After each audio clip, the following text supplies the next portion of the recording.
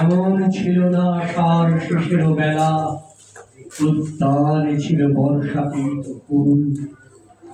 আনন্দ ভৈরবী, আনন্দ ভৈরবী, আনন্দ ভৈরবী, আনন্দ ভৈরবী।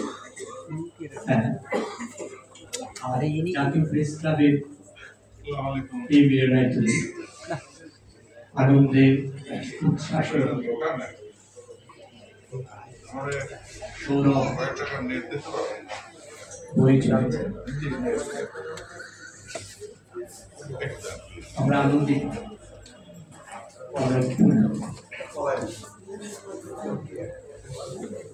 আমি ব্যক্তিগতভাবে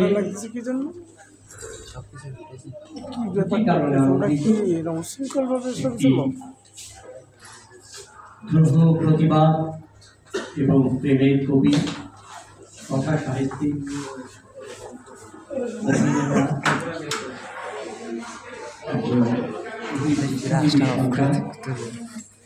প্রিয় সোহেল রশিদের জন্মদিন, সেজন্য আমি আনন্দিত।